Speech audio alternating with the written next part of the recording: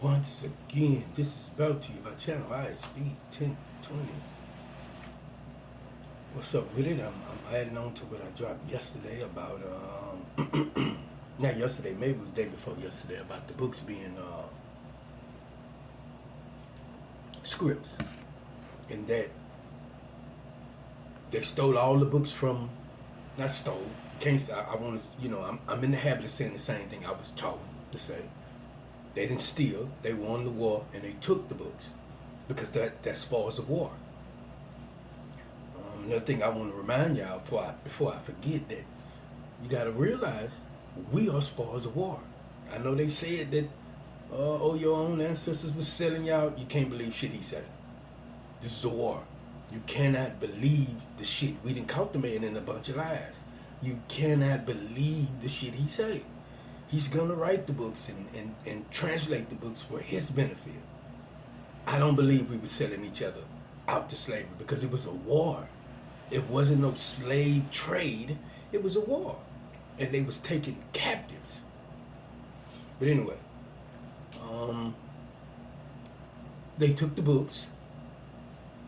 And we got proof right now. Scholars are popping up. Black scholars dedicated their life showing that, hey man, these Bible, Quran, these books, they just bits and pieces of what came out of our books. We got scholars proving Egypt. I don't know if Egypt was the last standing city. I don't know if Egypt was like a university, a great university that people all over Africa flocked to cultivate themselves in whatever trade they was trying to get into. A spiritual trade, I'm not sure. You would have to do your own research.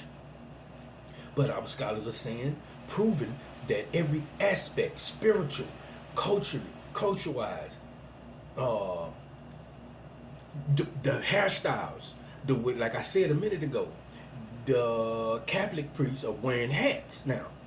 But those was hairstyles for us. Because our hair, you can shape it the way we want to shape it. Those was hairstyles that we had. And I know for y'all that ain't thinking, them little things that was around their head with the cobras and all that. Them was, ornaments that you put on your hair. Your hair, it'll stand on your hair. It won't stand on everybody's hair. But our scholars are proving that every aspect of Egypt, it already existed in the whole of Africa.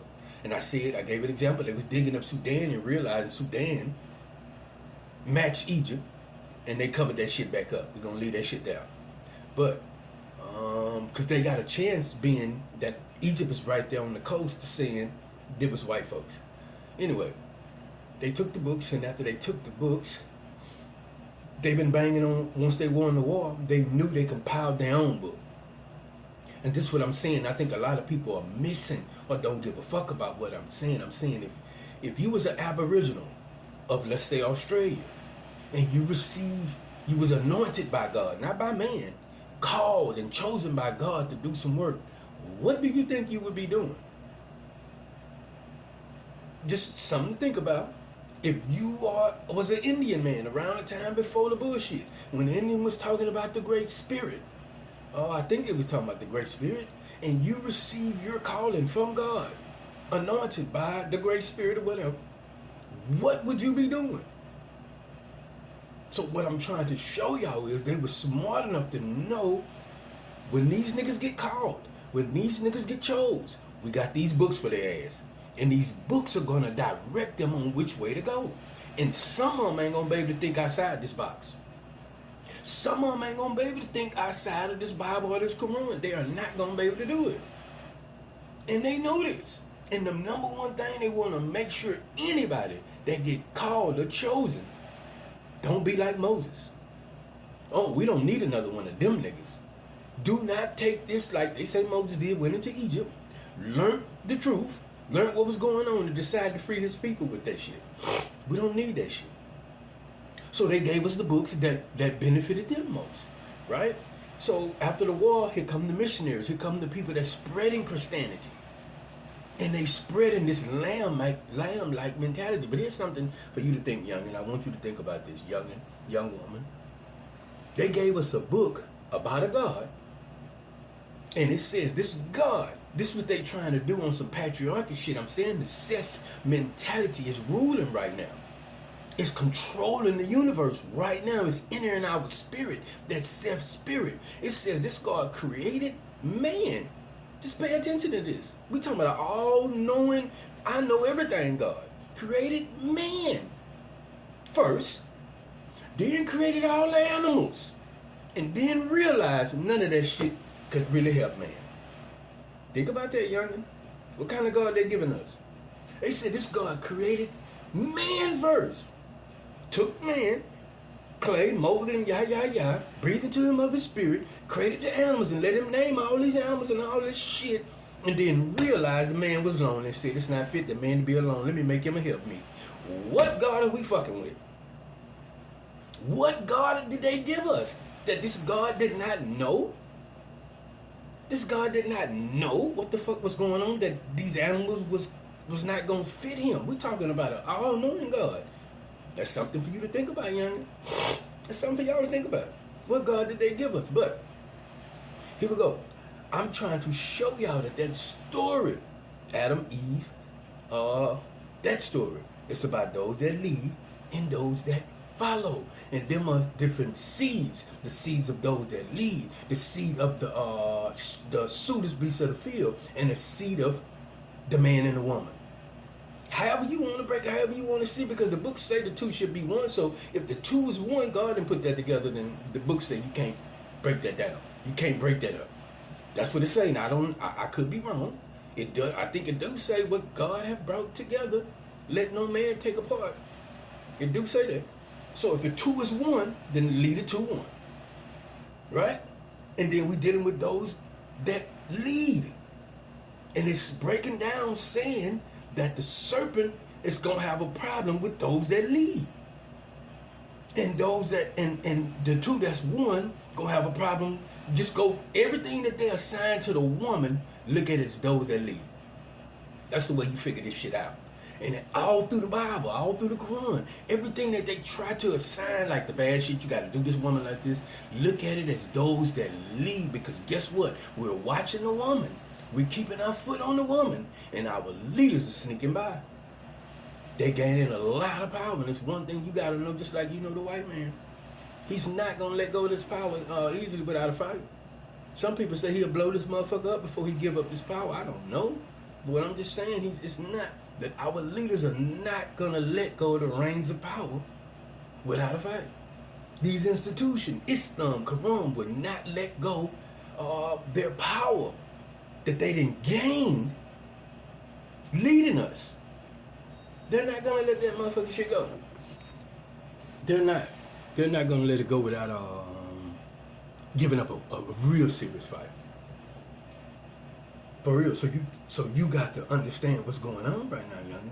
You got to understand you are spoils of war, regardless of whatever way you see it. You can't believe everything they told us about our people selling us. You cannot believe that, because if you go research the history, it was a war all over the continent of Africa. They was attacking. You go read the right books, it'll tell you at one time. Over there in Europe, they got together and they divided it up. Decided you're going to get this part, you're going to get that part, you're going to get that. That's why some of it's ruled by Britain. Some of them speak French. Some of them speak Portuguese. Some of them, they divided that shit up. And I'm trying to show y'all, without a doubt, before integration, when they decided to integrate us, they divided it up some more. They divided that shit up again for those that was here. And here's something for you to think about. Something I want you to think about. Who got what part? It's something for you to think about. They divided, they chopped that shit up again. But I know some people so love integration. But we don't want to talk about post-integration and what we lost by integrating. It's like we so happy to have the first this.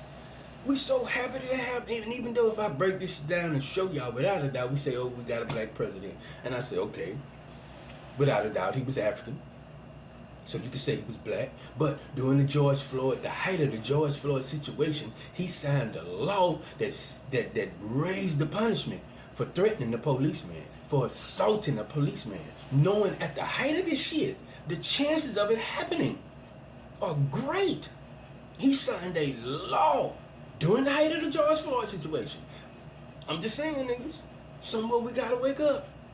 We gave up a lot of shit just to have the first this, just to have the first that. I'm trying to show you something, youngin'. Those that's coming up today, maybe in your teens, that maybe get a hold of this shit. I'm trying to show y'all we have been sold. And for some of us, it ain't no hope. For some of us, we already belong, because I'm telling you, they like casting lots. You're going to get this part, you're going to get this part. Some of us going through school. You got to understand, in school, you pledge your allegiance every motherfucking day, youngin'. That is a prayer. Just like you get on your knees and say, Our Father, or Alhamdulillah. That is a prayer.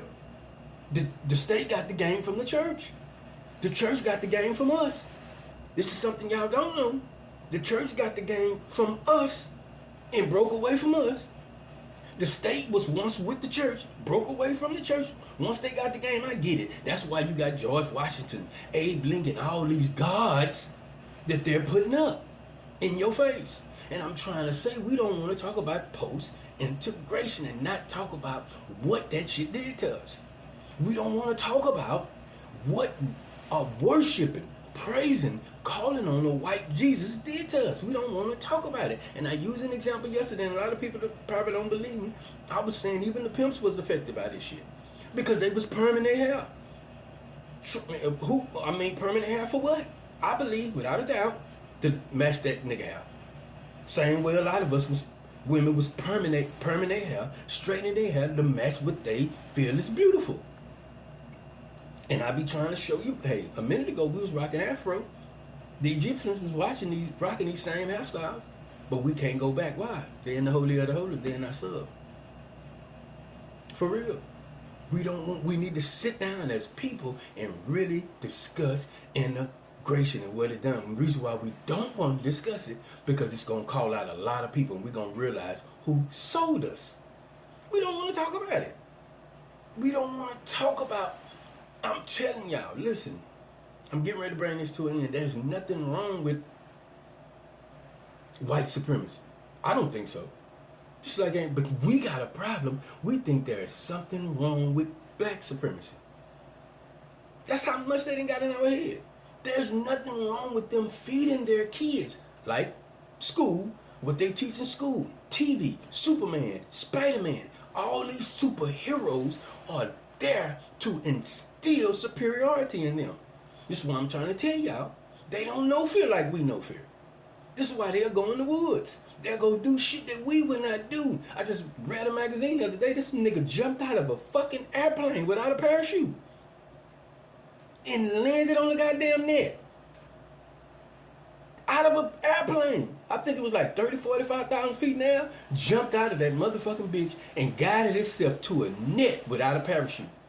They don't know fear like we know fear.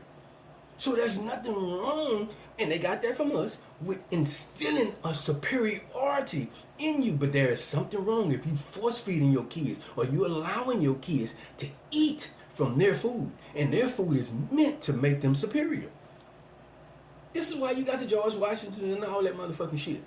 It's meant to make them superior. This is why you got on TV all the white men doing this great shit. This is why you can watch TV at one time and it got, let's say, the Bruce Willis, and then you got the black man that's working on the movie with Bruce Willis, and he's a comical nigga. And you got Bruce Willis, he's a diehard nigga. I'm talking about the movies that he done with Tracy Morgan. You got Eddie Murphy with the white boy, 48 Hours. He's the comical nigga. But then you got the brute white boy. All this instilling certain mentalities. So what I'm trying to show you, youngin', the problem is with us, is that we have integrated and we're trusted their way, not realizing, or maybe some of us realized, some of us knew, that they was trying purposely to instill superiority in them, in their children. Not realizing, some realizing, that it was going to make us feel inferior. Watching Superman, watching Batman, watching all these white folks do great shit, and then going to a church. Most of all, you going to a school, check this out. Reading and hearing about, this is spiritual food. The great shit the white man did. You cutting on your TV, watching about the great shit the white man did. And then you go to a motherfucking church and give praise to a white man. Y'all think I'm bullshitting.